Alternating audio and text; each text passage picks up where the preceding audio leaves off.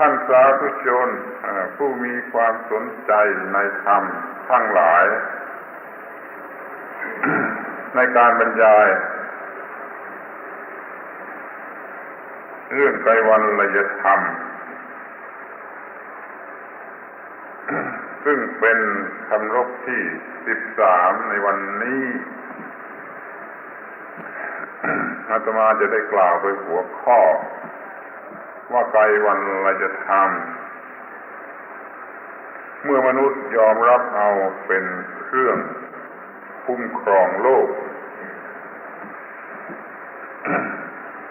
ท่านทั้งหลายจะต้องทบทวนความจำว่าเราได้พิจารณากันโดยรายละเอียดถึงเรื่องไตรวรรณยธรรมมาแล้วถึง12 ครั้ง จากรายละเอียดทั้งหมดนั้นมีความหมาย อย่างเดียวกันคือมุ่งหมายจะให้รู้จักสิ่งหนึ่ง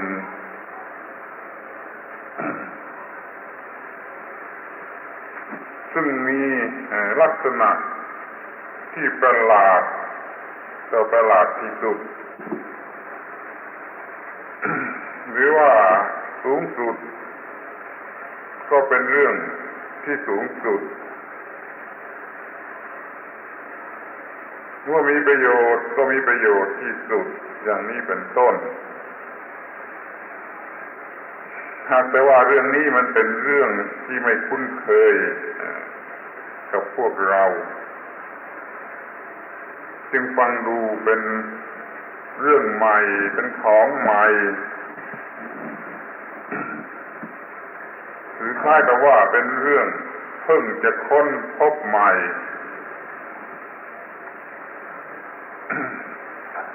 แต่ถ้าว่าโดยที่แท้แล้วก็เหมือนกับที่ได้กล่าวแล้วกล่าวอีกว่าเป็นสิ่งที่มีอยู่ก่อนสิ่งใด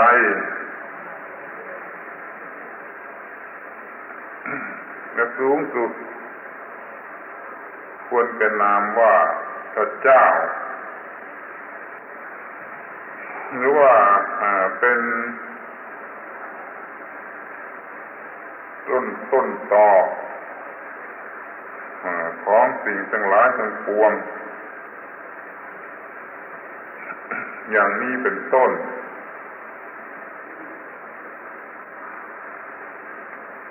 ในการบรรยายครั้งนี้จะได้กล่าวในลักษณะการสรุปความทั้งหมดนั้นเราพูดกันให้ครบถ้วนแต่โดยย่อและแสดงอานิสงส์ขั้นสุดท้ายคือข้อที่ว่าเมื่อมนุษย์ยอมรับเอาธรรมะนี้เป็นเครื่องคุ้มครองโลกแล้วผลจะเกิดขึ้นอย่างไรในที่สุด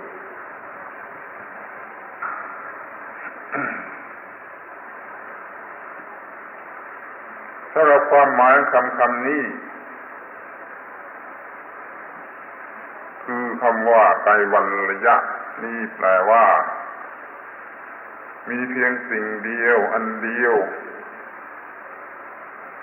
ในที่ทุกหนทุกแห่งและในตลอดเวลาไม่มีอดีตไม่มีอนาคต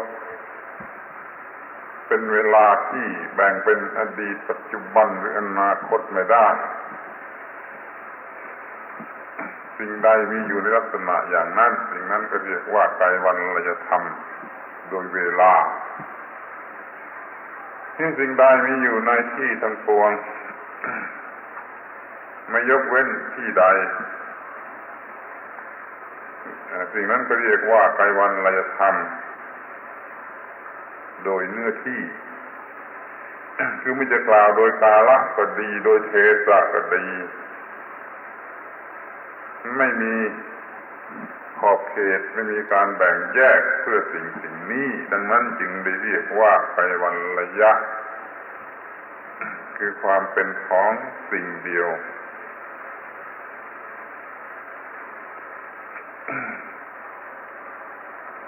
สิ่งนี้จึงมีลักษณะอย่างอื่นเพิ่มเติมมาอีก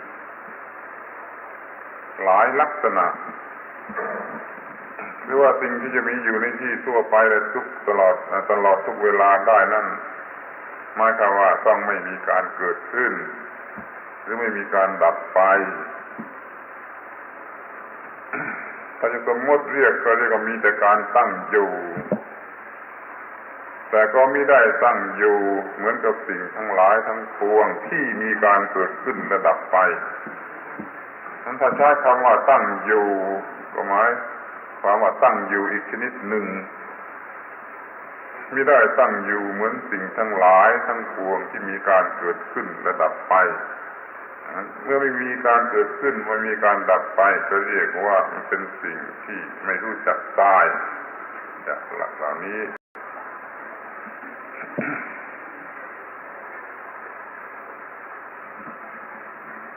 ที่เราจะสรุปความในข้อที่ว่า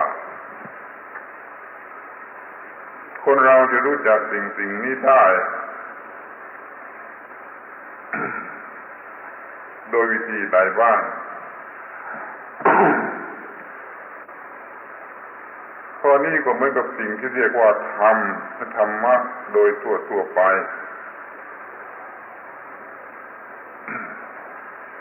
อย่างแรกที่สุดก็คือด้วยอาศัยการศึกษาคือการฟังหรือการอ่านแล้วก็เชื่อ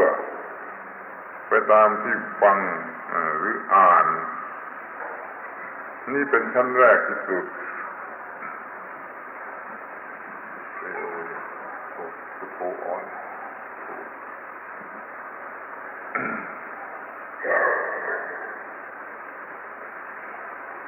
ตามธรรมดาคนเราก็มักจะมีแต่เรื่อง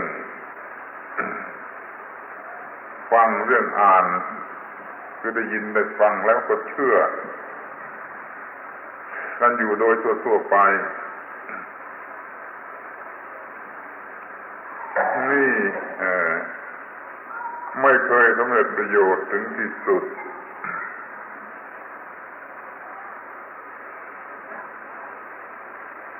ดังนั้นจึงต้องมีสูงขึ้นมา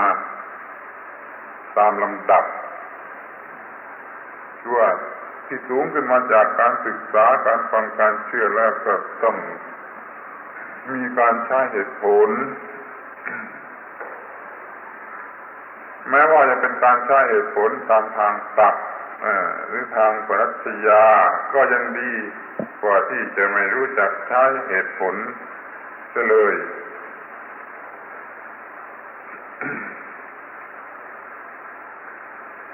สิ่งที่เราได้ยินได้ฟังมาแล้วก็เชื่อด้วยนี่ก็ยังต้องใช้เหตุผลอีกทีหนึ่งไม่ใช่ว่าเพียงแต่ว่าเชื่อแล้วมันก็พอแล้ว โดยเฉพาะอย่างยิ่งสำหรับสิ่งที่เรียกว่าไกวัลยธรรมนี่ ยังจะต้องใช้เหตุผลให้เข้าใจตรงตามที่ได้ยินได้ฟัง เมื่อมีการใช้เหตุผลแล้วยังจะต้องทำต่อไปอีกก็คือการปฏิบัติตามที่มีเหตุผลชัดเจนอย่างไร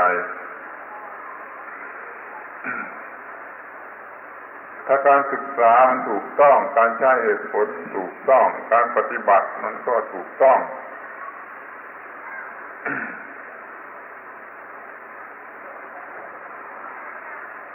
ทีนี้ใครจะเป็นคนบอกว่าถูกต้องหรือยังมันก็ต้องอาศัยการที่สังเกตเอาจากการปฏิบัตินั้นอีกทีหนึ่ง ถ้าการปฏิบัตินั้นนำมาซึ่งผลที่เห็นได้ชัดเช่นอย่างน้อยที่สุดก็มีความทุกข์น้อยลงมีความสบายใจมีความอุ่นใจอะไรมากขึ้น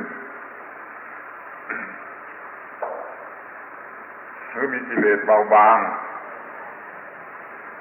อย่างนี้แล้วก็เรียกว่าการปฏิบัตินั้นถูกต้อง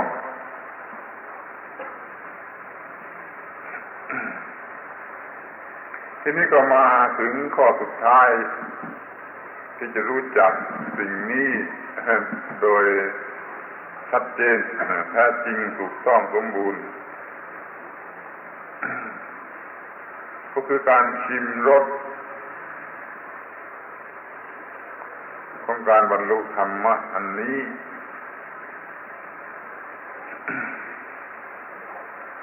เมื่อจิตได้รู้จัก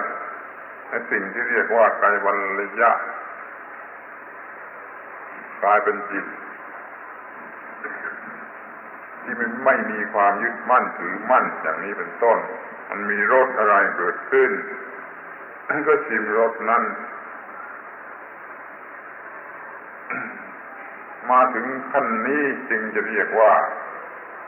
ได้รู้จักสิ่งที่เรียกว่าไกรวัลยธรรมนั้นโดยครบถ้วนและขอให้ถือว่านี่เป็นหลักทั่วไปไม่ว่าในเรื่องอะไรแม้แต่เรื่องโลกที่อยู่ในโลกนี้จะประกอบการงานอะไรสักอย่างหนึ่งแม้แต่ที่สุดแต่จะทำไร่ทำนาก็ต้องอาศัยหลักเกณฑ์อย่างนี้ทั้งนั้นจะต้องศึกษาก่อนจะต้องใช้ครวญคำนวณทบทวนด้วยเหตุผลในสิ่งที่รู้มานั้นให้มันเป็นการแน่นอนแล้วก็ปฏิบัติลงไป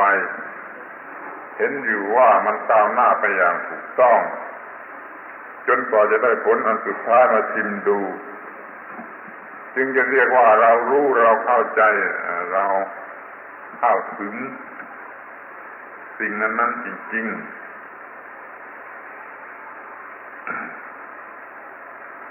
การกล่าวอย่างนี้เป็นการกล่าวไปตามหลักของพระพุทธศาสนาซึ่งมีความมุ่งหมายใหญ่อยู่ที่ว่าไม่มีส่วนใดที่จะเหลือไว้ให้เป็นความงมงายถ้ายังมีการเหลือไว้สำหรับความงมงายก็เรียกว่ายังไม่ใช่ถูกต้องตามหลักของพุทธศาสนาขอให้ท่านทั้งหลาย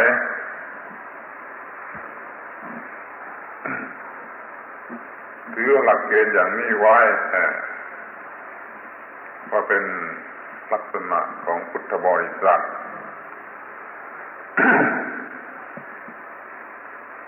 ในการบรรยายบางครั้งก็ได้ชี้เห็นชัดว่าไตรวัลยธรรมก็เล็งถึงอสังขตธรรมหรือถึงนิพพานแม้ว่าชื่อนี้จะไปพ้องกับคำบางคำในศาสนาอื่นแล้วก็ถือตามความหมายของพุทธบริษัทดังนั้นเมื่อเรารู้จักไกรวัลยธรรมดีแล้วเราก็จะมองเห็นได้ว่าเรื่องธรรมที่เรียกนั้นไม่สำคัญมันสำคัญอยู่ที่ความหมายหรือตัวจริงของสิ่งนั้นใครจะเรียกว่าอย่างไรนั่นมันเป็นเพียงเรื่องของภาษาแม้ว่าถ้อยคำที่เอามาเรียกนั้นจะมีความหมายต่างกันบ้างมันก็จำเป็นที่จะต้องทำอย่างนั้นเพราะคนบางคนคือคนบางพวกบางหมู่บางยุคบางสมัย เขามีระดับแห่งจิตใจเป็นอย่างหนึ่งมีการศึกษาอบรมมาเป็นอย่างหนึ่งคือเรียกว่ามีวัฒนธรรมโดยเฉพาะของเขาอย่างหนึ่ง ในคำที่พูดจึงต้องต่างกันถ้ามุ่งหมายจะให้หมายถึงสิ่งสูงสุดด้วยกันหรือหมายถึงสุดแต่ได้เล็งถึงสิ่งที่เป็นเบื้องต้นเป็นปฐมเหตุด้วยกันก็มีเรื่องมีคำสำหรับเรียกต่างกัน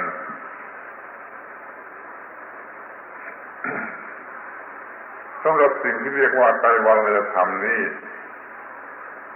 จึงอาจจะใช้คำได้ต่างๆกันจนถึงเพราะว่าทุกศาสนามีสิ่งนี้และก็เรียกชื่อมันไว้โดยคำที่ต่างๆกันในที่นี้อยากจะสรุปความหมายหรือทบทวนความจำแก่ท่านทั้งหลายครั้งหนึ่งเราจะรู้จักสิ่งนี้โดยความเป็นอะไรได้บ้าง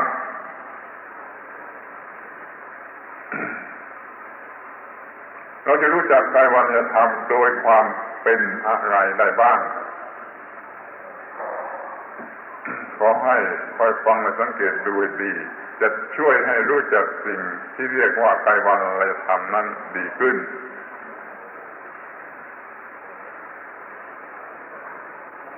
ในหมู่คนที่อยู่ในยุคสมัยแรกเริ่มที่รู้จักแต่เรื่องทางวัตถุ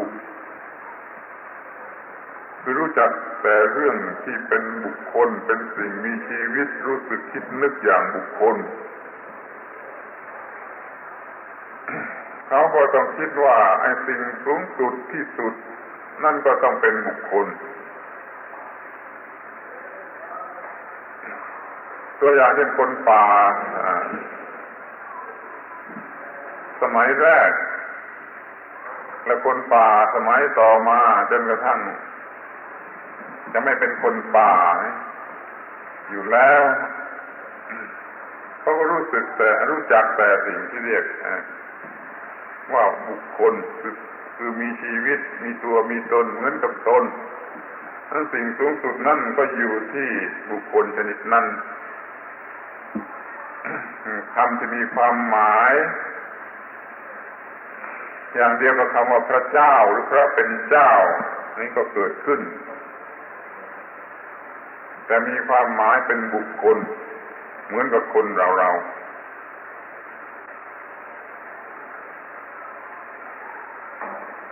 นี่เป็นเหตุให้เกิดคำว่าพระเจ้าขึ้นมาให้รู้จักใช้คำว่าพระเจ้าขึ้นมาในหมู่มนุษย์เพราะอะไรก็ต้องให้สิ้นสุดอยู่ที่พระเจ้าเพราะว่าเก่งกว่าสิ่งใดทั้งหมดคือสร้างสิ่งใดก็ได้ยุบสิ่งใดก็ได้ความคิดก็ค่อยๆขยายออกไปจนให้พระเจ้าทำอะไรได้พระเจ้ามีอยู่ในที่ทุกคนทุกแห่งพระเจ้าคอยดูเราอยู่นี่เขารู้ได้เพียงแค่นี้เพียงเท่านี้ถ้าจะถามเขาว่าอะไรเป็นต้นตอของทั้งหมดเขาก็ตอบสิ่งนี้อะไรสร้างสิ่งทั้งหลายมาเขาก็ตอบสิ่งนี้หรือว่าในที่สุดก็จะต้องสลายไปเพราะอำนาจของสิ่งนี้คำนี้จึงเกิดเป็นคำใหม่และน่ากลัวที่สุดขึ้นมาในหมู่มนุษย์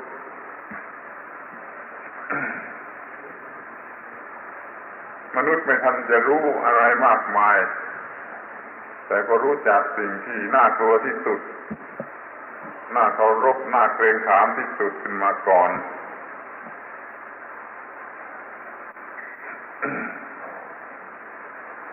ที่ต่อมาเจริญวิชาความรู้ความคิดมันสมองไปรู้จักสิ่งซึ่งไม่ใช่วัตถุคือเป็นเรื่องของจิตของนามธรรมของความรู้ก็เลยไปเชื่อทางนามธรรมมากขึ้น นั้นเขาจึงมีความคิดสูงขึ้นไปถึงกับว่าไอ้ที่เรียกว่าพระเป็นเจ้านี่ถ้าจะไม่ใช่อย่างคนเราเสียแล้วจะต้องเป็นสิ่งหนึ่งซึ่งลึกลับกว่าหรือไกลไปกว่ายุคต่อมาสิ่งที่เรียกว่าพระเจ้าหรือสิ่งสูงสุดนั้นมันจึงเลื่อนไปยังสิ่งที่เป็นนามธรรม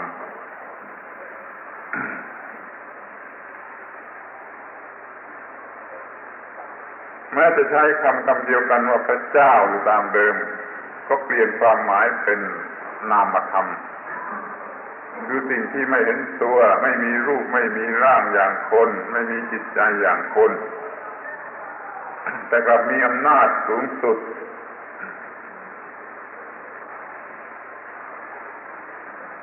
ความคิดที่ว่าโลกเกิดขึ้นและโลกจะดับไปนี่ก็ยังคงมีอยู่โลกเกิดขึ้นก็ได้อำนาจสิ่งสูงสุดอันนี้โลกจะดับไปก็จะต้องด้วยอำนาจของสิ่งสูงสุดอันนี้ทั้งที่ไม่ใช่เป็นบุคคลแต่เป็นอะไรก็ยังไม่รู้ก็เลยต้องเรียกว่าอะไรอย่างใดอย่างหนึ่งไปตามที่จะนึกได้แต่ก็ไม่ทิ้งความหมายคำว่าพระเจ้าเพราะคำว่าพระเจ้านั้นมันมีความหมายยืดหยุ่นได้มากสูงสุดประเสริฐที่สุดอะไรที่สุดอยู่ที่พระเจ้าเท่านั้นถ้าเป็นอย่างคนก็สูงสุดอย่างคนถ้าไม่ใช่อย่างคนก็สูงสุดอย่างไม่ใช่คนขั้นต่อมาอีกมันมีความคิดที่ฉลาดขึ้นมาอีกก็มาเอาสิ่งที่เป็นธรรมะประเภทที่ตรงกันข้ามจากธรรมะธรรมดาที่เรียกว่าอสังคตะ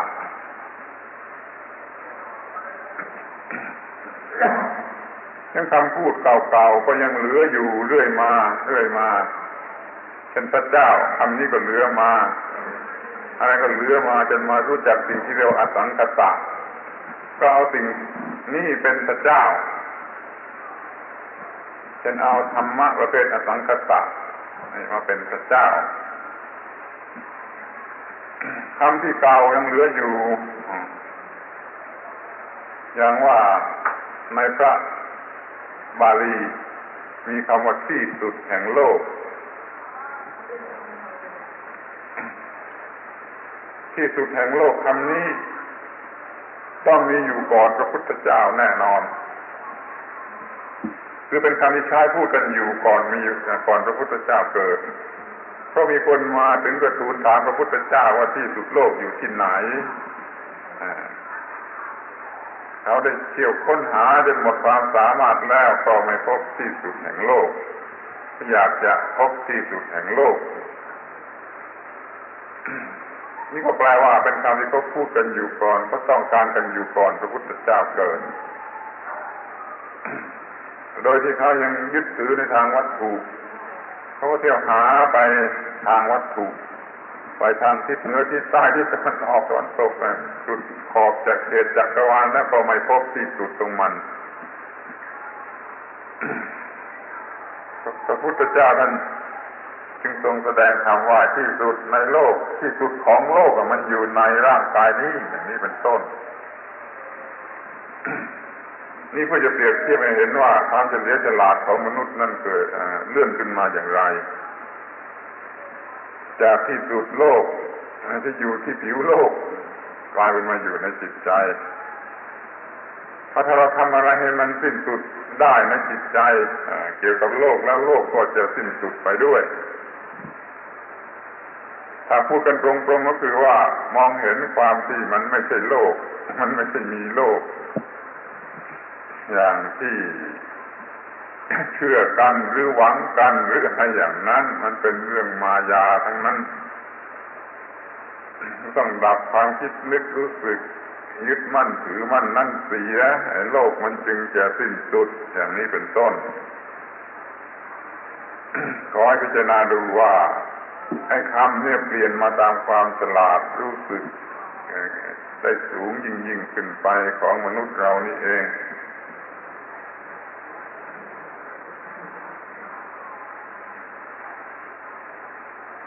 ทางฝ่ายตะวันออกเรา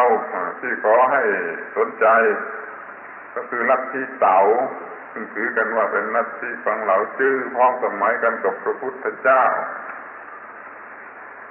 ก็เลยพูดถึงสิ่งที่เรียกว่าเต๋าซึ่งถ้าแปลก็ต้องแปลว่าธรรมหรือธรรมะอีกนั่นเองแต่เป็นธรรมหรือธรรมะชนิดอสังคตะหรือมีอยู่ก่อนสิ่งใดกระทั่งมามีธรรมหรือธรรมะชนิดลูกเด็กๆเมื่อวานนี้เป็นต้น เพราะว่าคำสอนเรื่องเต๋านั้นได้พูดถึงสิ่งที่มิได้มีอยู่อย่างตลอดกาลถ้าจึงมาถึงสิ่งที่มีอยู่ตลอดกาลอย่างนี้ลองคิดดูมันไกลเท่าไรความไม่มีอะไรอยู่เลยตลอดกาลนั้นก็เรียกว่าเต๋า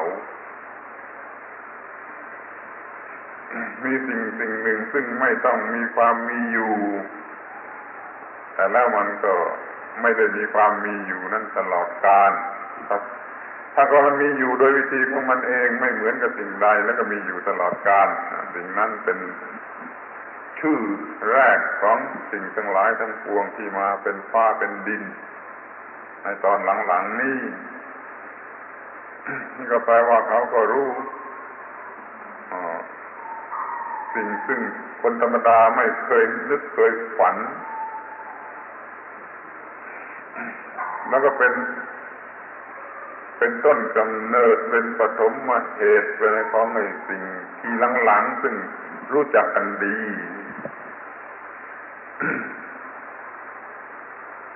ในทางตะวันออกก็เป็นอย่างนี้ถ้าข้อความที่เขาเขียนไว้นั้นเป็นความจริงนะนะครับว่าคนชื่อเหลาจื้อได้เกิดขึ้นในประเทศจีนพ้องสมัยกับพระพุทธเจ้าได้กล่าวข้อความนี้ไว้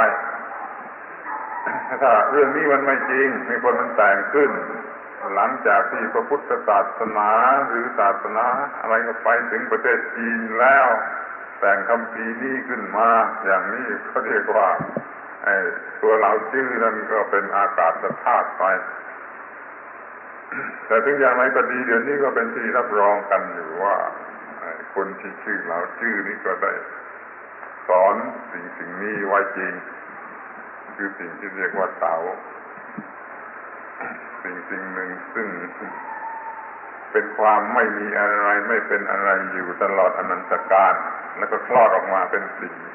ที่มีหรือเป็นอยู่เรื่อยๆไปเป็นอนันตกาลอีกเหมือนกันความที่ไม่มีอยู่ตลอดอนันตกาลได้คลอดความมีอยู่ตลอดอนันตกาลออกมา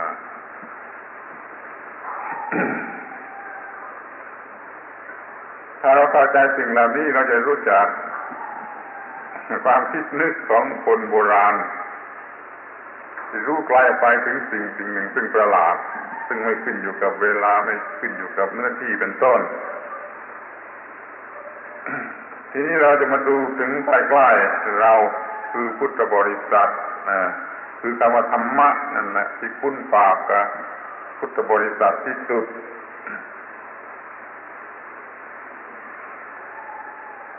เมื่อถามว่าในสูงสุดก็กลายเป็นไม่ใช่พระเจ้าทีนี้ไม่อยากจะใช้คำว่าพระเจ้าใช้คำบรมธรรมใช้คำว่าอมตะอสังคตะอะไรไปทำนองนั้นถ้าถามว่าสิ่งเหล่านี้มีมาแต่เมื่อไรก็ต้องตอบว่ามีมาแต่ไม่รู้เมื่อไรเหมือนกันถ้ามันเป็นสัจจะจริงๆก็เป็นอสังคตะคือมีเหตุปัจจัยปรุงแต่งไม่ได้ไม่ต้องมีอะไรมาช่วยปรุงแต่งมันเป็นอยู่ของมันเองได้ถ้าอย่างนั้นมันก็มีอยู่ก่อนเหตุก่อนปัจจัยทั้งหลาย ก็มีมาตั้งแต่ไม่รู้ว่าเมื่อไรถ้ามันเป็นอสังขตะมันก็ไม่มีการเกิดขึ้นไม่มีการดับไปมันก็ไม่ตายไม่มีการตายแล้วไม่มีอะไรเหมือนสิ่งนี้เพราะนั้นสิ่งนี้จึงต้องเรียกว่าสิ่งเดียวคือเป็นเอกสัจจะสัจจะเดียวของจริงแต่เพียงอย่างเดียวแล้วก็ไม่มีอะไรยิ่งไปกว่านี้ก็เลยกลายเป็นบรมสัจจะ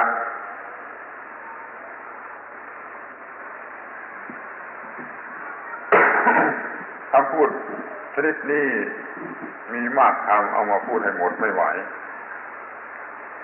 แต่เอามาแสดงพอให้หลับตาเห็นว่าไม่ต้องมีการเกิดขึ้นตั้งอยู่ดับไปไม่มีเหตุปัจจัยปรุงแต่งและมีสิ่งเดียวแล้วก็ไม่มีขนาดทั้งโดยทางเนื้อที่และเวลาไม่มีมิติใดๆแล้วก็ไม่มีเวลาใดๆที่จะไปจับกับสิ่งนี้ได้ก็ลองหลับตาดูว่ามันจะขนาดไหนหรือว่าอายุเท่าไหร่ก็จะคำนวณไม่ได้ทั้งโดยขนาดทั้งโดยอายุนี่คือบรมธรรมหรืออสังขตธรรมหรือเอกสัจจะของจริงอันเดียวที่มีอยู่ก่อนสิ่งใดๆ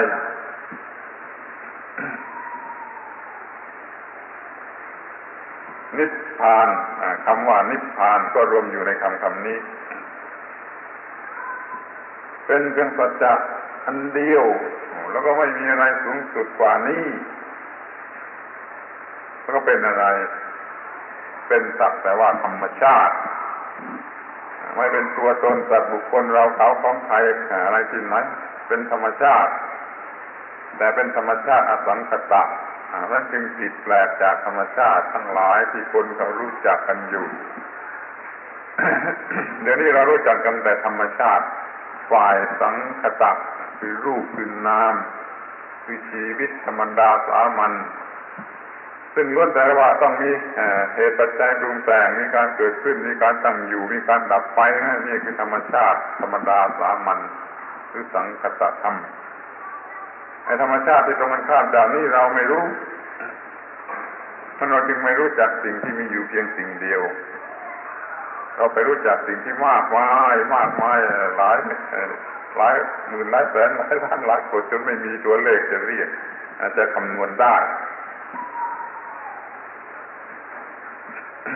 แล้วก็ไม่ใช่ของจริงไม่ใช่ของสูงสุดไม่ใช่ของที่เป็นอนันตะเป็นของเกิดดับยุบยับอยู่ก็ได้แก่สิ่งที่เราชื่อเขาเรียกทีหลังว่าสิ่งที่มีการเกิดอันไม่สิ้นสุดไม่ใช่สิ่งที่ไม่มีการเกิดอันไม่สิ้นสุด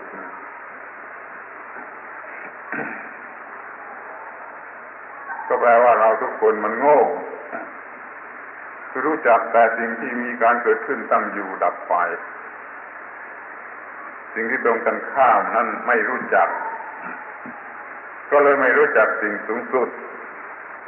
ซึ่งในที่นี้เรียกว่าไตรวรรยธรรม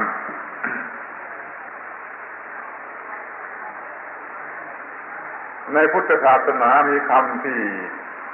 น่าสนใจอยู่คำหนึ่งคือคำว่าบรมธรรมแปลว่าสิ่งสูงสุด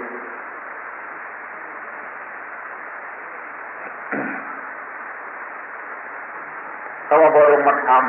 ธรรมสูงสุดธรรมะสูงสุดนี่มันก็ยังแยกออกไปได้โดยที่ว่าเราจะมองกันในแง่ไหนบรมธรรม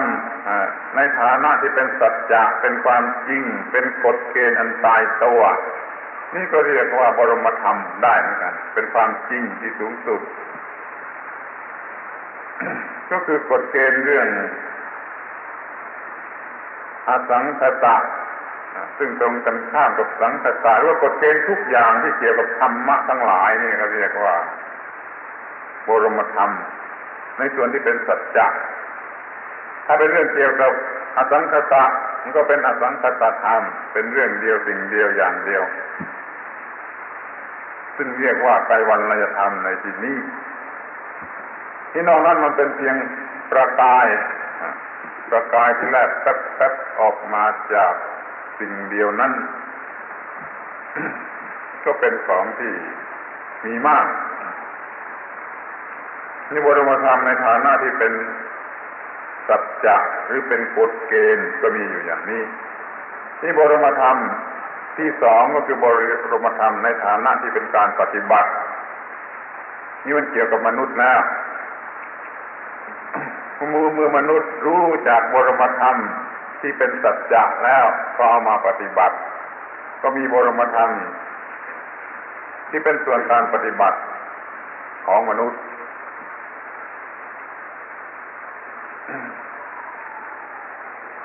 ภาษาโบราณในประเทศอินเดียมีคำว่าอหิงสาปรโมธัมโมการไม่เบียดเบียนเป็นบรมธรรมคืออย่าทำตนเองให้ลำบากอย่าทำผู้อื่นให้ลำบากอย่าทำใครๆให้ลำบากนั่นเป็นบรมธรรม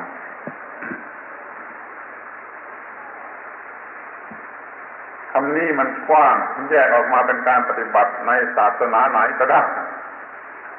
รวมทั้งพุทธศาสนาด้วยถ้าปฏิบัติแล้วระงับความลำบากคือความทุกข์จะได้ก็เรียกว่าบรมธรรมคือการปฏิบัติบรมธรรมในส่วนที่เป็นการปฏิบัติที่บรมธรรมอย่างที่สามมันก็มาในรูปของผลของการปฏิบัติ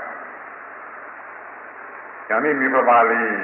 โดยเฉพาะในพุทธศาสนานี่กล่าวไว้ครับว่านิพพานังปรมังวทันติพุทธาพระพุทธเจ้าทั้งหลายกล่าวพระนิพพานว่าเป็นบรมธรรมที่เป็นบรมธรรมในฐานะที่เป็นผลของการปฏิบัติคือดับทุกข์สิ้นเชิง หรือถ้าจะพูดเป็นสมมติหน่อยก็ว่าการเข้าสู่สภาพชนิดนั้นเข้าสู่นิพพานคือการเข้าสู่สภาพที่เป็นความดับทุกข์สิ้นเชิงเราสนใจคำว่าบรมธรรมก็จะต้องเป็นของที่สากลแก่เวลาแก่พื้นที่ตัวจะยุคไหนก็ตามเมื่อถิ่นไหนประเทศไหนยุคไหนก็ตามมันจะต้องเป็นกฎเกณฑ์อันนี้เพียงอย่างเดียวและต้องเป็นการปฏิบัติอย่างนี้เพียงอย่างเดียวจึงจะไม่มีความทุกข์ได้ผลมาก็ต้องเป็นเพียงอย่างนี้อย่างเดียวจึงจะเรียกว่าสูงสุดคือไม่มีความทุกข์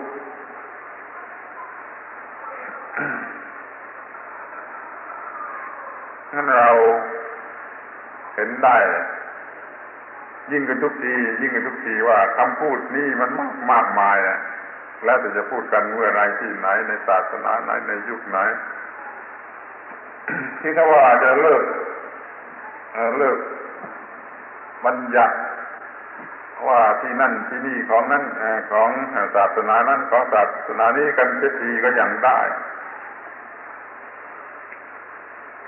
คือยกให้เป็นเรื่องของธรรมชาติพุทธศาสนานี่เป็นศาสนาที่ประหลาดที่จะเข้าถึงธรรมชาติหรือว่ายกเอาสิ่งที่เรียกยกเอาคำว่าธรรมชาติขึ้นมาเชิดชูแต่เดี๋ยวนี้เรายอมต่อรองกันว่าธรรมชาตินี้เป็นของธรรมชาติไม่ใช่ของพุทธศาสนานั่นจึงเป็นเรื่องของธรรมชาติเป็นเรื่องกฎของธรรมชาติมีตัวธรรมชาติที่ปรากฏอยู่แล้วมีกฎเกณฑ์ของธรรมชาติ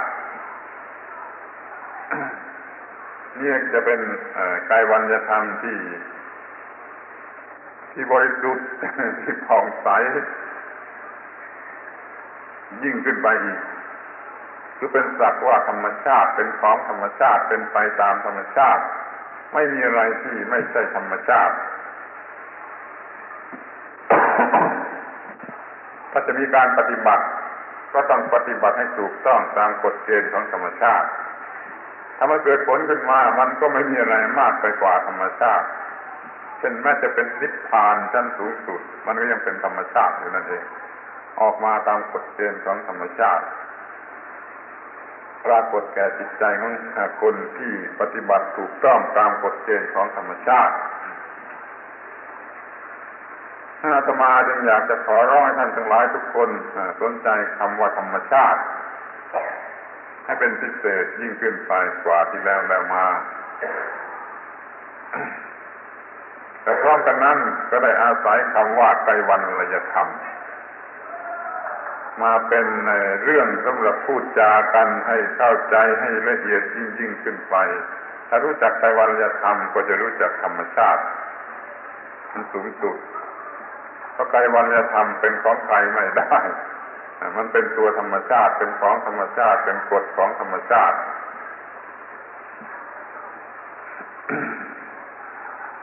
แต่ว่าคนเราเข้าไม่ถึงก็เลยยอมให้เขาบางคนบางพวกว่าเป็นพระเจ้าก็แล้วกันหรือแม้แต่ที่สุดจะพุทธบริษัทจะพูดว่ากรรมเป็นกรรมมาลิขิตเป็นไปตามกรรมอย่างนี้มันก็มีลักษณะคล้ายๆกับว่าเป็นบุคคลเพราะว่าไม่ค่อยจะมีใครเข้าใจหรือฉลาดจนถึงกับว่าคำว่ากรรมนี่ก็คือธรรมชาติถ้าบางทีมันก็ยังชอบใจในกรรมหรือว่าเกลียดกรรมโกรธกรรมอะไรก็ได้พูดว่าธรรมชาติจึงถูกต้องกว่าจะพูดว่ากรรมทั้งที่แท้เรื่องกรรมคือเรื่องกฎของธรรมชาติเรื่องเป็นไปตามธรรมชาตินี่คนมันยังติดพระเจ้ามากมันก็เรียกว่าพรหมลิขิตอะไรลิขิตไปตามเรื่องตามราวไม่ได้พูดว่าธรรมชาติลิขิตเขาชอบพระเจ้าก็กลายเป็นพระเจ้าลิขิตถ้าเชื่อกรรมก็ให้กรรมลิขิตแต่จิตใจยังไม่แจ่มแจ้งถึงก็จะรู้จักว่านี่เป็นสักว่าธรรมชาติถ้าเกิดมาไม่ได้รับคำสั่งสอนถึงที่สุดให้เข้าใจถึงธรรมชาติท่านจึงไปติดอยู่ครึ่งกลางๆที่พระเจ้าก็มีที่กรรมก็มีถึงแม้ในพุทธบริษัทเราเนี่ยก็ยังติดอยู่เป็นหลายชั้นยังถือพระเจ้าใดชนิดหนึ่งอยู่ก็มีทั้งที่เรียกตัวเองว่าพุทธบริษัทนั่นเราก็ต้องให้อภัยแก่ศาสนาอื่นลัทธิอื่นเขาก็ต้องมีอย่างเดียวกับเราถ้าเราเลิกดูหมิ่นกันเสียในเรื่องระหว่างศาสนานี้เพื่อประโยชน์สูงสุดของมนุษย์นั่นเองถ้าเรายังไม่รู้จักธรรมชาติแท้ที่เป็นเพียงสิ่งเดียวอย่างเดียวเรื่องเดียวตัวเดียวเป็นต้นตอของสิ่งทั้งปวงแล้วก็เราก็ยังโง่อยู่ตราบนั้นฉันจึงได้ขอร้องให้ขนขวายศึกษากันให้รู้จักสิ่งนี้โดยเร็วเรียกว่าธรรมชาติก็ดีที่สุดแต่ถ้ารู้จักธรรมชาติจริงน่าจะรู้ว่ามันเป็นอันเดียวกันทั้งหมดความที่มันเป็นอันเดียวกันทั้งหมดนี่เรียกว่าไตรวรรณยตาภาวะอย่างนี้เรียกว่าไตรวรรณยตาสิ่งเหล่านี้ก็เรียกว่าไตรวรรณยธรรมคือสิ่งที่เป็นของสิ่งเดียวกันแท้ตลอดเวลาตลอดเนื้อที่พื้นที่ทีนี้ก็มาถึงความมุ่งหมายสุดท้ายที่เป็นการสรุปได้ทีหนึ่งว่าเราจะได้รับอะไรจะได้รับประโยชน์อะไรจากการเข้าถึงไตรวรรณยธรรมถ้าเราฉลาดกันทุกคนจนถึงกับรู้จักสิ่งที่เรียกว่าไตรวรรณยธรรมว่าตั้งอยู่อย่างไรเป็นอยู่อย่างไรคือเกี่ยวข้องกับชีวิตทั้งหลายทั้งปวงอย่างไรอย่างนี้แล้วเราจะได้อะไรก็ขอตอบอย่างกำปั้นทุบดินมันก็ต้องได้สิ่งซึ่งไม่เหมือนกับสิ่งที่เรากำลังได้อยู่ในเวลานี้ ดี๋ยวนี้เรากำลังได้ความทุกข์อย่างน้อยก็ความโง่ความหลงยึดถือในนั่นในนี่จนมีความทุกข์มีโลภมีโกรธมีหลงมีเกลียดมีกลัวมีปัญหาจนไม่รู้ว่าทำไมมันจึงจะต้องเอามาเป็นปัญหาหรือมีความทุกข์นี่ที่เราได้อยู่เดี๋ยวนี้มันเป็นอย่างนี้เพราะว่าเรายังไม่รู้จักไอ้สิ่งที่เรียกว่าธรรมชาติที่เป็นไกวัลยธรรมถ้าเมื่อใดเราเข้าถึงสิ่งนี้เราก็ได้สิ่งที่ตรงกันข้ามจากสิ่งที่เรากำลังได้อยู่เวลานี้ สิ่งที่ได้อยู่ในเวลานี้ก็คือความทุกข์หรือปัญหาต่างๆทำไมจึงต้องมาที่นี่จะต้องมาพูดมาฟังมาศึกษากันเนี่ยทำไมนอนที่บ้านไม่สบายดีกว่าเพราะว่าเรามันทนไม่ได้เรายังมีปัญหามีอะไรรบกวนเรามีความกระหายอยากที่จะได้สิ่งที่ดีที่สุดเราก็รู้สึกหรือเชื่อว่าเรายังไม่ได้สิ่งที่ดีที่สุดเรากลัวว่าเกิดมาทั้งทีจะเสียชาติเกิดนี่เราจึงดิ้นรนจะให้ได้สิ่งที่เราคิดว่ามันดีที่สุดเราจึงต้องศึกษาให้รู้จักสิ่งที่สูงสุดนี่เรียกว่าพูดกันในระดับสูงสุดแต่ถ้าพูดให้ในระดับที่มันต่ำลงไปมันก็เป็นเรื่องของคนที่โง่มากขึ้นจนไม่รู้ว่าจะอยู่กันอย่างไรจะพูดจากันอย่างไรจะทำมาหากินกันอย่างไรจึงจะมีความสงบสุขเดี๋ยวนี้เราพูดกันถึงขนาดที่ว่าน่าจะมีข้าวกินมีอะไรสบายแล้วแต่ทำไมเรายังมีความทุกข์หรือว่าแม้ว่าจะเป็นเทวดาแล้วมันก็ยังมีความทุกข์เพราะมันยังโง่ต่อสิ่งที่เรียกว่าไกวัลยธรรมนั้นไกวัลยธรรมมันต้องเป็นสิ่งที่หยุดหรือเป็นที่จบสิ้นลงของความทุกข์ถ้าใครไปถึงข้าวไปรู้ข้าว โดยส่วนตัวบุคคลมันก็เรียกว่าไม่รู้จักความทุกข์ไม่มีความทุกข์ในส่วนตัวบุคคลเป็นสันติสุขเฉพาะบุคคลเพราะเหตุว่าบุคคลมันหายไปนี่ถ้าพูดอย่างสมมติหน่อยก็เรียกว่าถ้าเรารู้จักไกวัลยธรรมมันก็จะกลายเป็นความว่างจากตัวตนใช่ว่าเรานี่เนื้อตัวเราจิตใจของเราอะไรทั้งหมดมันสลายกลายเป็นความว่างมันล้อมเป็นอันเดียวกันกับไกวัลยธรรมกลายเป็นความว่างที่สุดว่างจากตัวตนนี่มันได้สิ่งที่มันไม่เหมือนกับที่เรากำลังได้อยู่ในเวลานี้ขอให้ถือว่าเป็นสิ่งสูงสุดที่มนุษย์จะต้องรู้จักเราได้สิ่งเรารู้จักการที่ว่าเรามันหมดตัวหมดเนื้อหมดตัวไม่มีตัวล้อมหายกลายเป็นความว่างกลายเป็นความว่างสากลไปกับสิ่งที่เรียกว่าไกวัลยธรรมหรือว่าธรรมชาติแห่งสุญญตาแห่งสุดแท้นี่ผลของการที่เข้าถึงไกวัลยธรรมในส่วนตัวบุคคลน่าจะมานั่งตัวตายหรือจะมานั่งเป็นทุกข์อยู่อย่างไรหรือจะมาทะเลาะวิวาทกันอยู่ได้อย่างไรมันเป็นไปไม่ได้ เรียกว่าส่วนสังคมก็พลอยหมดปัญหาไปด้วยไม่มีเรื่องที่จะต้องเบียดเบียนกัน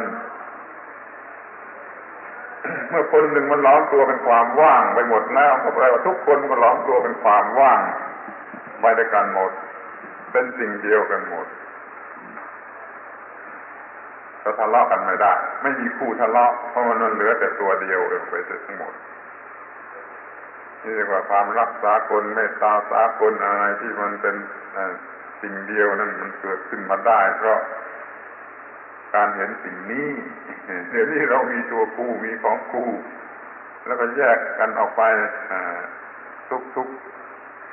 ชีวิตที่มันจะคิดนึกรู้สึกได้มันก็มีมากมายไม่รู้กี่โกรธกี่ล้านไม่มีใครยอมรู้สึกว่าเป็นตัวเดียวกันเป็นสิ่งเดียวกันใครมาพูดขึ้นถึงเรื่องนี้ก็หัวเราะเอาจะเป็นสิ่งเดียวกันยังไงได้เป็นคนคนเดียวกันยังไงได้เนี่ยเพราะว่าไม่มีไกลวันลยธรรม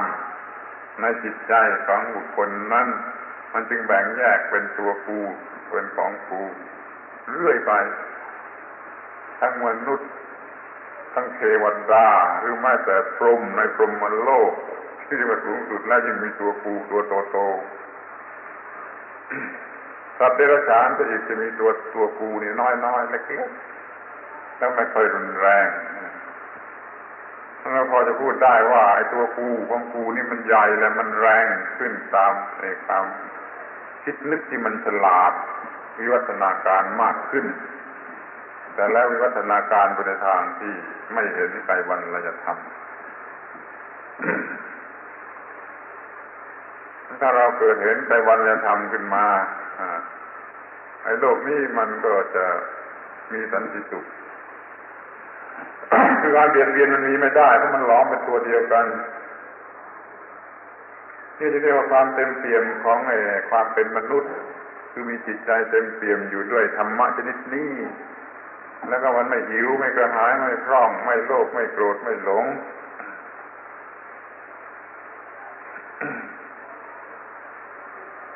นี่เรียกว่า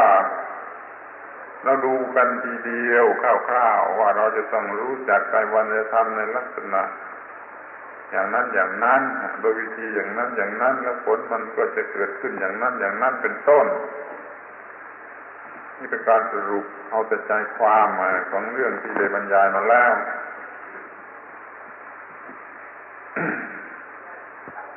นี่เพื่อมันเป็นผลยิ่งขึ้นในการปฏิบัตินี่อยากจะขอโอกาสสักหน่อยหนึ่งพูดกันอีกตอนหนึ่ง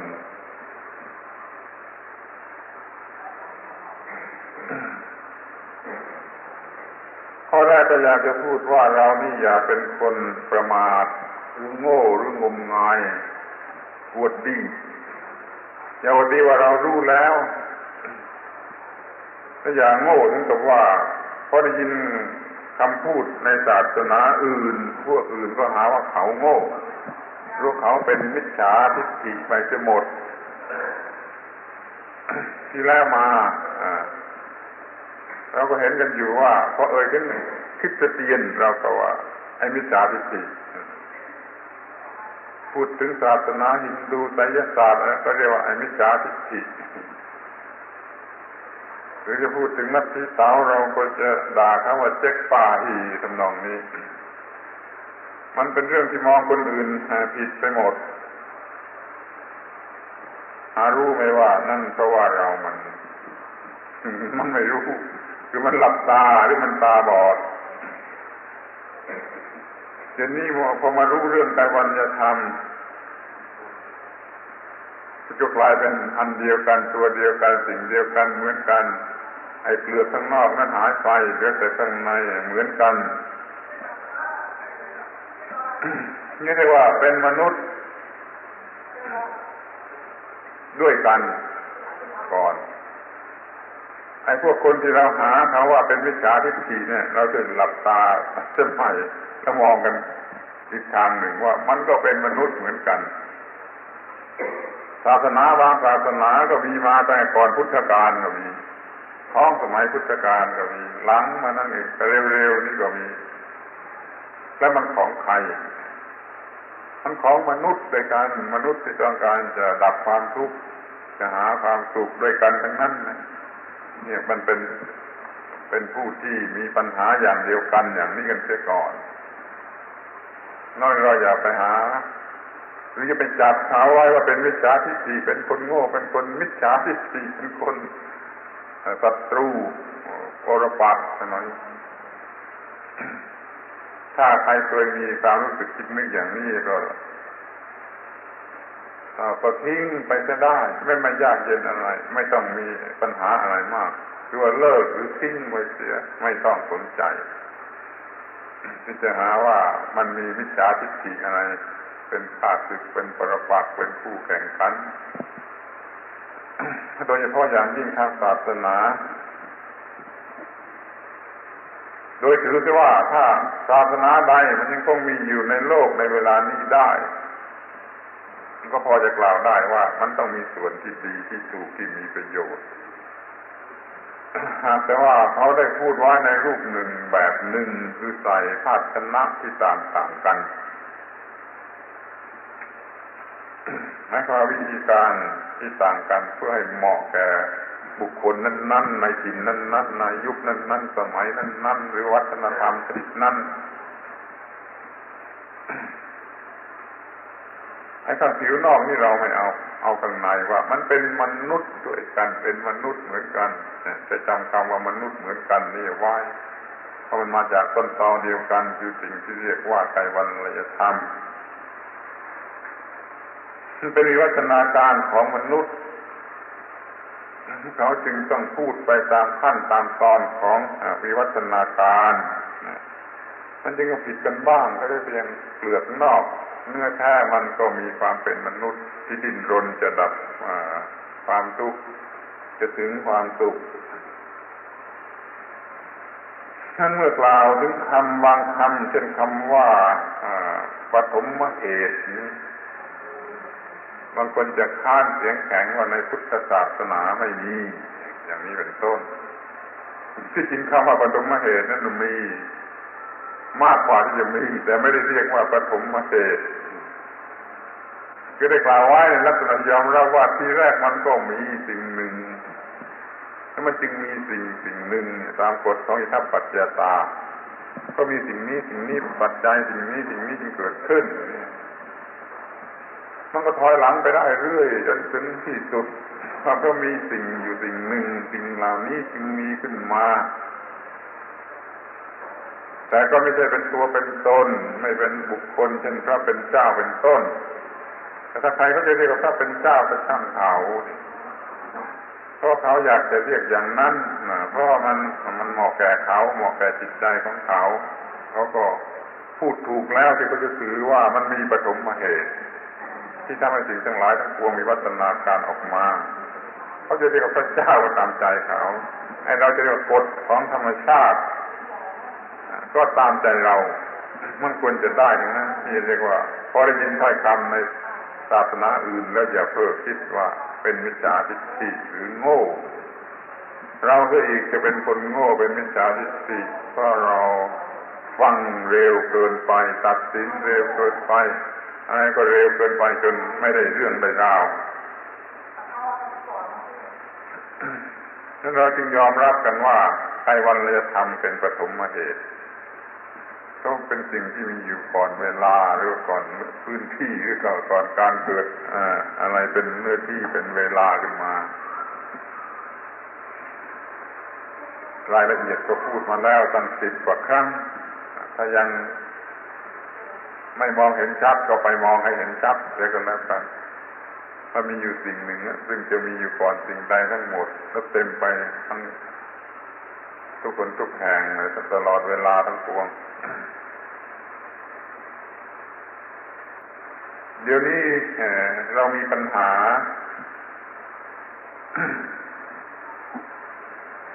เอาปัญหาในปัจจุบันเป็นหลักกันเรากำลังต้องการอะไรอย่างนี้เราต้องการความดับทุกข์ต้องการความไม่มีทุกข์เรากำลังแตกแยกกันเป็นพวกแล้วกำลังรบราฆ่าฟันกัน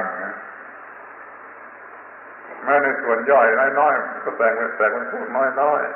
ๆแม้แต่ในครอบครัวเดียวกันมันก็ยังมีเป็นคนนั้นคนนี้แล้วก็ทะเลาะวิวาทกันแม้แต่สามีกับภรรยาทำไมมันแตกแยกกันมากถึงขนาดนั้นก็เพราะไม่มีธรรมะเพราะไม่เห็นธรรมะเพราะไม่มีธรรมะแม้แต่กระพีหนึ่งของสิ่งที่เรียกว่าไตรวรรณธรรมถ้ามันจะเห็นธรรมะที่ถูกต้องอยู่กับส่วนหนึ่งเท่านั้นมันก็ทะเลาะกันไม่ได้ นี่เป็นผัวเมียกันแท้ๆก็ยังทะเลาะกันได้แล้วก็ทะเลาะกับเพื่อนบ้านแล้วก็ทะเลาะกันกับกลุ่มหมู่คณะเดี๋ยวนี้ประชาชนก็ทะเลาะกับรัฐบาลหรือว่าประเทศชาติก็ทะเลาะกันกับประเทศชาติอื่นๆกระทั่งคุมพวกกันจะมีการทะเลาะวิวาทที่ไม่มีที่สิ้นสุดนี่เรามีปัญหาอย่างนี้เพราะว่าเราไม่รู้จักสิ่งที่เรียกว่าไกรวรรณธรรมคือธรรมะที่ทำให้ทุกคนมันล้อมเป็นตัวเดียวกันเป็นอันเดียวกันเป็นธรรมชาติอันหนึ่งซึ่งบริสุทธิ์หรือว่าซึ่งสงบเย็นหรือซึ่งไม่มีความทุกข์เดี๋ยวนี้มันแยกมาเป็นประกายของการปรุงแต่งเป็นกิเลสเป็นตัวกูเป็นของกู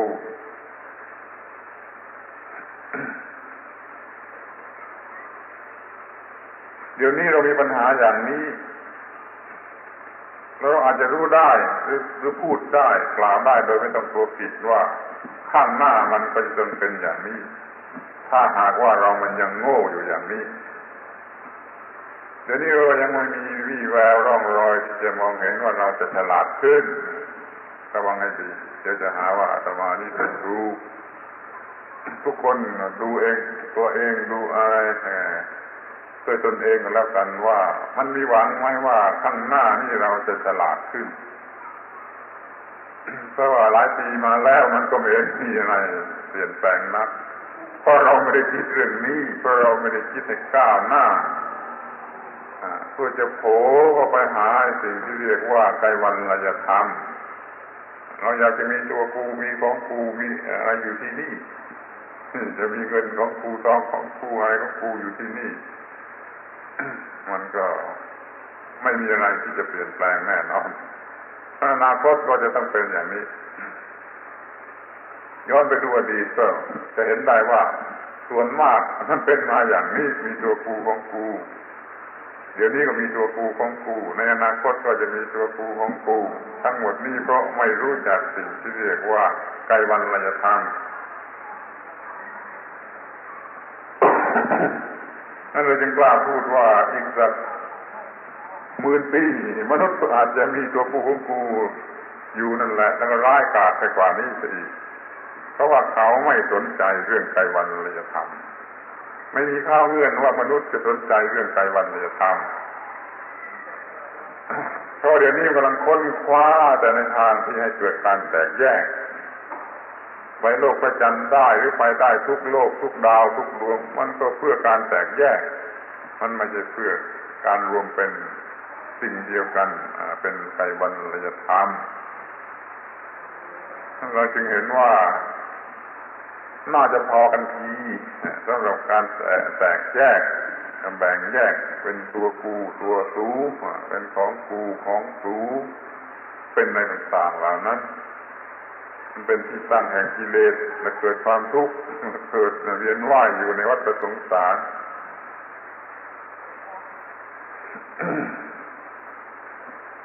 อันเดี๋ยวนี้เราก็ต้องกล้าพอที่จะตัดสินใจเราเองว่าถ้าคนอื่นเขาไม่เอา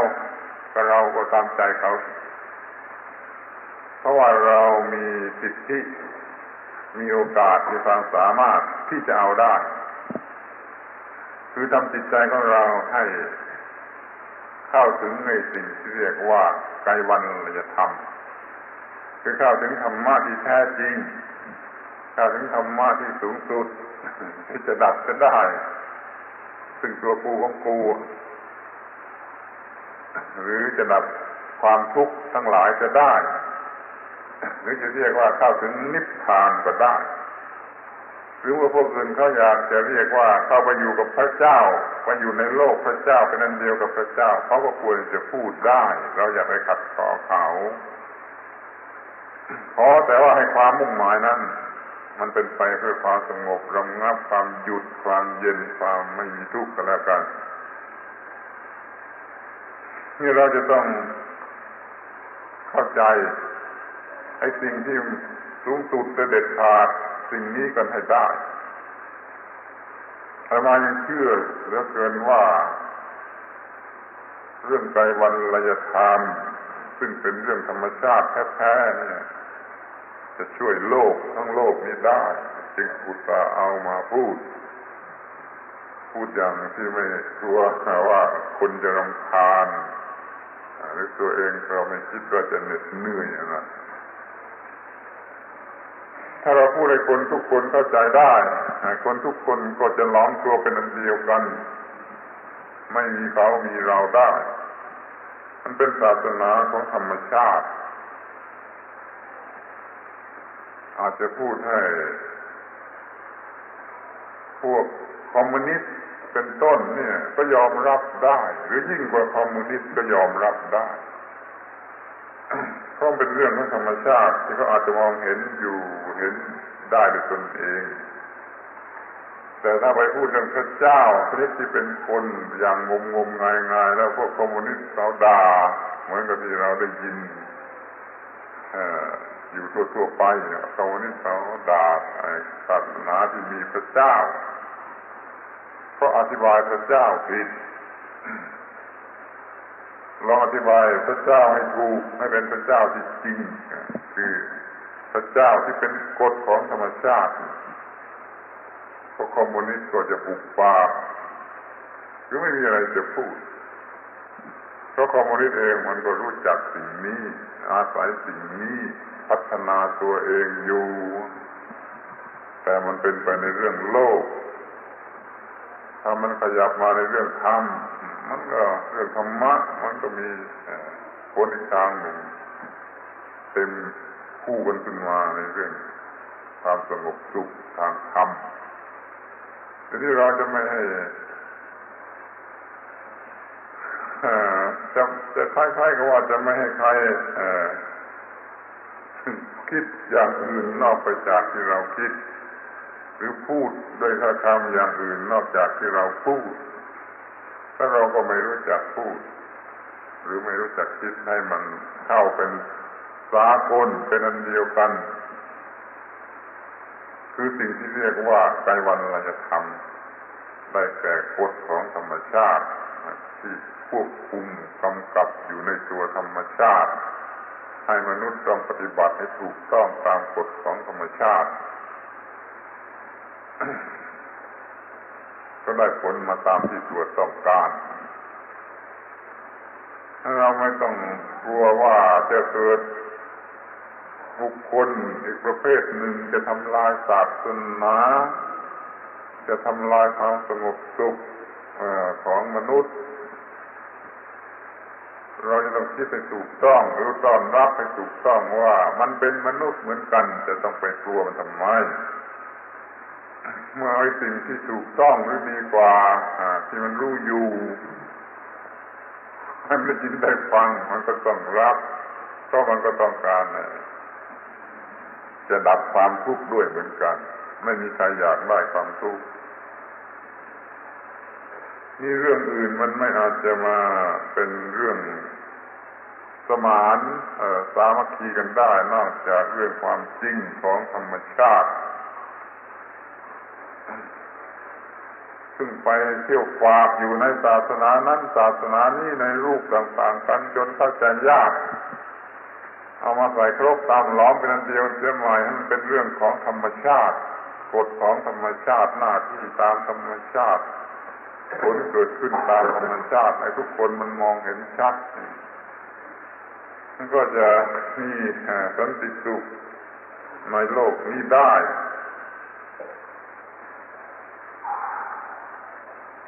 เดี๋ยวนี้ทางความรู้สมัยใหม่ความรู้อย่างสมัยใหม่เขาก็เริ่มมองเห็นธรรมชาติแต่มองเห็นด้านเดียว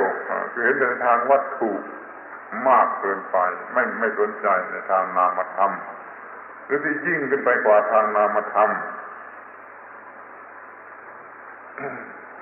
ในทางวัตถุมันก็เป็นธรรมชาติทางนามธรรมมันก็เป็นธรรมชาติหรือถ้าจะมีอะไรยิ่งไปกว่านั้นเป็นที่ดับของไอ้สิ่งเหล่านั้นมันก็ยังคงเป็นธรรมชาติทีนี้ก็ไปรู้จักธรรมชาติในส่วนที่เป็นวัตถุแล้วไปใช้ในทางที่จะส่งเสริมตัวกูของกูเนี่ยมันยิ่งไกลไปไม่รู้เรื่อง มันก็กลายเป็นเหมือนกับว่าตอกลิ่มเอาเหล็กสกัดเรื่องลิ่มมันตอกให้มันแตกกระจายออกไปเป็นมากแขนงหลายเสียงหลายแขนงไกลไฟมันไม่มีอะไรที่จะเอามาล้อมให้เป็นอันเดียวกันมันมีแต่จะตอกลิ่มให้แตกออกไปเป็นหลายทิศหลายทางเพราะเหตุไรเพราะเหตุว่ามันโง่ต่อสิ่งที่เรียกว่าไกวรรยธรรมมันโง่ต่อความรู้ที่บอกว่ามันมีเพียงสิ่งเดียวสิ่งที่ของเป็นของจริงนั้นมีเพียงสิ่งเดียว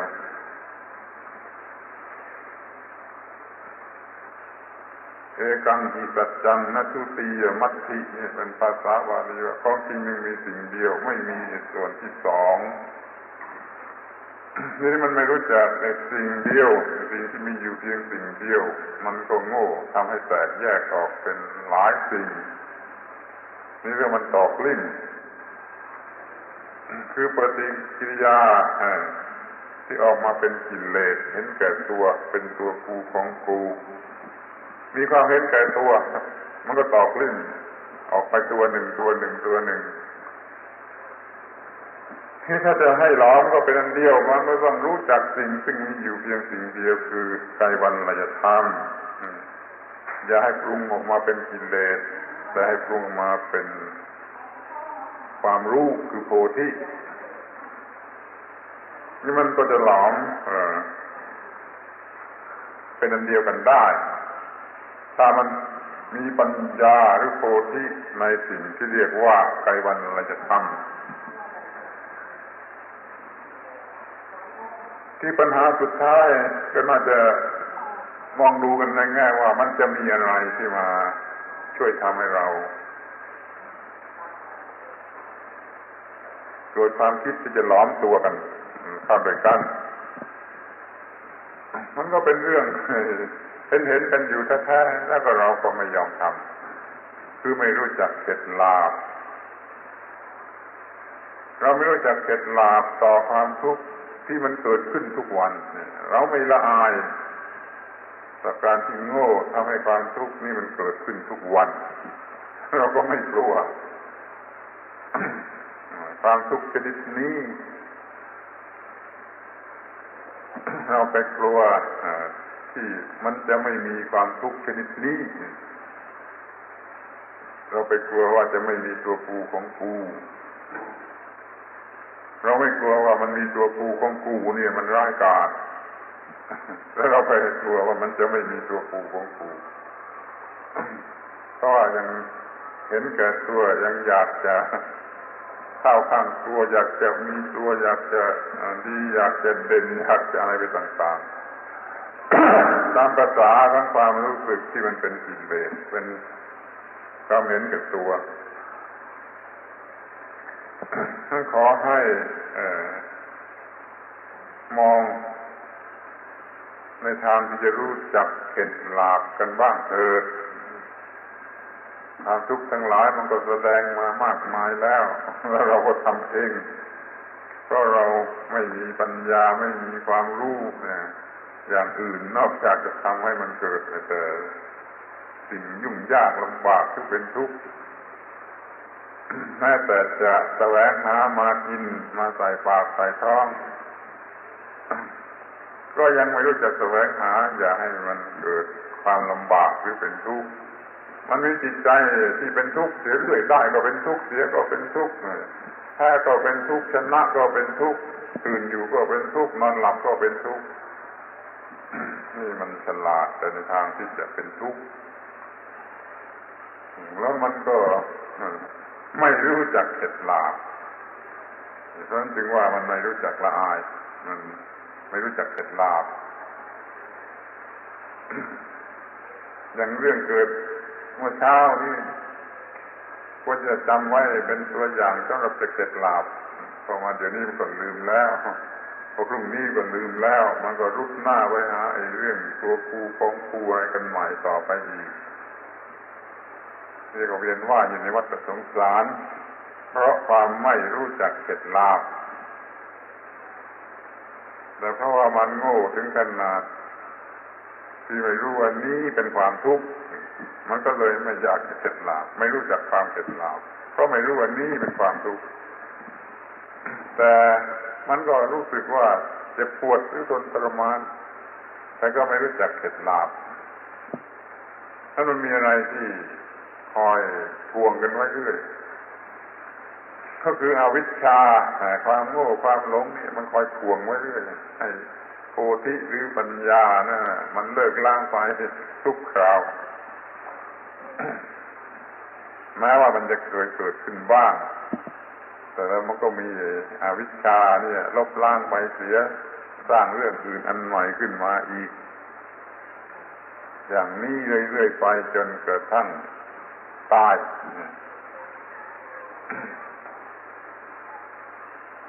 ถ้าเราจะถือตามที่พระพุทธเจ้าท่านตรัสไว้ก็คืออย่าประมาท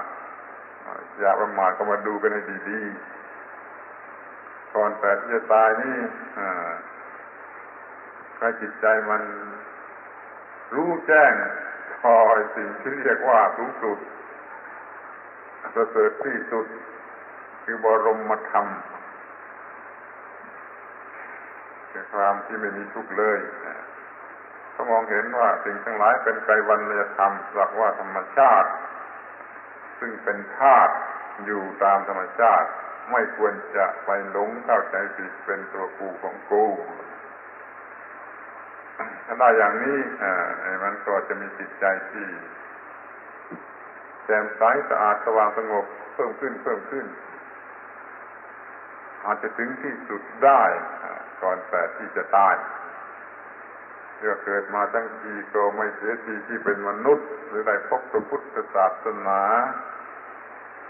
ก็ได้พบกับจิตใจที่สะอาดสว่างสงบ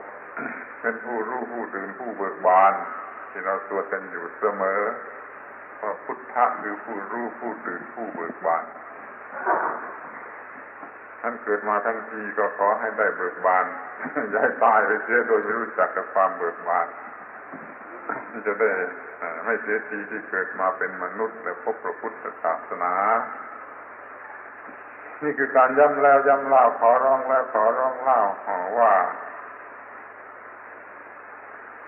เมื่อทางอื่นมันไม่ลัดไม่ตัดลัดต่อมันก็มีอยู่ทางนี้ทางเดียวที่จะตัดลัดคือรีบรู้จักสิ่งที่เรียกว่าไตรวรรณธรรมกันเสียทุกๆคนเธอจะเห็นว่าทั้งหมดเป็นสิ่งเดียวกันเป็นอย่างเดียวกันเป็นว่างจากตัวตนอย่างเดียวกันจิตใจเป็นว่างจากตัวตนอย่างเดียวกันหมดทุกคนแล้วการมือเท้าก็ทำการทำงานไปได้โดยจิตใจชนิดนี้มันก็ไม่เบียดเบียนกันทุกคนก็มีกินมีใช้แล้วก็ไม่ต้องเบียดเบียนกันเมื่อที่เราเห็นในสัตว์เดรัจฉานแท้ๆนกหนูบางพวกไม่ได้เบียดเบียนกันเป็นอยู่ด้วยกันที่เรียกว่าอยู่ร่วมกันอย่างสันติยิ่งกว่ามนุษย์ซึ่งรู้จักแต่เบียดเบียนกันแล้วปากเขาจะพูดว่าอยู่ร่วมกันอย่างสันติทั้งสัตว์เดรัจฉานตัวเล็กๆก็ไม่ได้ที่มันอยู่ร่วมกันอย่างมีสันติเพราะมันไม่มีตัวกูของกูในจิตใจมันปล่อยจิตใจให้ว่างเป็นอันเดียวกันไปตามธรรมชาติปราศจากตัวกูของกูหิวก็ไปหากินอิ่มก็นอนหิวก็ไปหากินอิ่มก็นอนมันก็เป็นเรื่องที่ถูกตามธรรมชาติมากกว่าแต่เดี๋ยวนี้มันไม่ชอบเพียงแต่ว่าได้กินก็พอแล้วต้องการสวยงามต้องการอร่อยต้องการสนุกสนานต้องการบำรุงบำเรออะไรมากไปและสิ่งเหล่านี้มันครอบงำจิตใจดึงเอาไปหมดเป็นตัวกูของกูสูงสุดสูงยิ่งกว่าฟ้าหรือยิ่งกว่าโลกอะไรนี่เนี่ยก็ให้เข้าใจแต่ว่ามันก็ไม่รู้จักธรรมชาติอันแท้จริงคือความว่างจากตัวตนของตนที่เป็นไกรวรรณธรรมดังที่กล่าวแล้วนี่การบรรยาย13ครั้งทั้งครั้งนี้ เรียกว่าออกจากประหลาดอยู่และชื่อมันก็แปลกอยู่ที่เรียกว่าไกรวันลยธรรมขอจำไว้ง่ายๆว่าพูดถึงเรื่องไกรวันลยธรรมนั่นคือพูดถึงเรื่องสิ่งเดียวเท่านั้นไกรวันระยะแปลว่าสิ่งเดียวเท่านั้นทุกคนทุกแห่งทุกเวลาทุกการทุกสมัยมีสิ่งเดียวเท่านั้นเป็นอสังขตธรรมเป็นกฎที่มนุษย์จะต้องประพฤติปฏิบัติให้ถูกต้องอย่าไปมีตัวกูของกูนี่หัวข้อที่เคยบรรยายมาแล้วก็มีอยู่ว่ามันเป็นสิ่งที่มีอยู่ก่อนสิ่งทั้งปวงจึงได้สมมติให้เป็นพระเจ้าถ้าเป็นธรรมะอย่างยิ่งคือตายตัวเปลี่ยนแปลงไม่ได้อย่างยิ่งเป็นกฎของความไม่เที่ยงเป็นทุกข์เป็นอนัตตาเป็นกฎแห่งอิทัปปัจจตาเพราะสิ่งนี้มีสิ่งนี้จึงมีและขยายออกมาเป็นกฎแห่งอริยสัจว่าต้องกำจัดตัณหาอุปาทานตัวกูของกูเสียความทุกข์จึงจะไม่เกิดขึ้นในสิ่งทั้งปวงนี้มันมีธาตุแห่งความเป็นพุทธะคือจะรู้จักไกรวันลยธรรมนี้ได้แม้ว่ายังเป็นสัตว์ว่าชีวิตที่ยังหลับอยู่เหมือนกับต้นไม้หรือเหมือนกับทำนองนี้มันก็มีส่วนแห่งความรู้ที่จะวิวัฒนาการต่อไปท่านอย่าได้ถือว่าเราเกิดเป็นมนุษย์ทั้งทีนี่จะไม่มีเชื่อความเป็นพุทธะอย่างไรได้แม้แต่ในต้นไม้มันก็ยังจะมีหรือถ้ามองกันให้ลึกซึ้งแล้วแม้แต่ในก้อนกรวดก้อนหินก้อนดินมันก็ยังจะมีแต่มันยังหลับอยู่มากฉะนั้นถ้ายังพูดถึงว่ากฎเกณฑ์ของไตรวันลยธรรมนี้จะไม่มีวันสูญสลายจะไม่มีวันเปลี่ยนแปลงจะไม่มีวันสูญสลายเป็นของคงทนที่เรียกว่าคงกระพันชาตรีนั่นเป็นอย่างยิ่งที่นี่ก็เลยพูดมากที่สุดถึง3 วันว่าถ้าเรารู้เรื่องนี้แล้วจะเป็นเรื่องต่อรองกันได้เพื่อทำความเข้าใจอันดีในระหว่างศาสนาในวันนี้ก็พูดเฉพาะในข้อสรุปความทั้งหลายเหล่านั้นมาเป็นเรื่องเตือนความทรงจำแล้วก็บอกให้ทราบว่าเมื่อไตรวันลยธรรมถูกรับเอามาเป็นเครื่องคุ้มครองโลกแล้วโลกก็จะมีแต่ความสงบสุขอย่างเดียวเนี่ยเป็นอันว่าจบเรื่องไตรวันลยธรรมโดยข่าวเงื่อนที่ควรจะนำมาพูดกันในหมู่พุทธบริษัทเราผู้ถือธรรมชาติเป็นหลักปราศจากตัวตนสัตว์บุคคลเราเขาการบรรยายนี้ก็สมควรแก่เวลาแล้วขอพระสงฆ์ทั้งหลายสวดคณะสาธยายตามเคย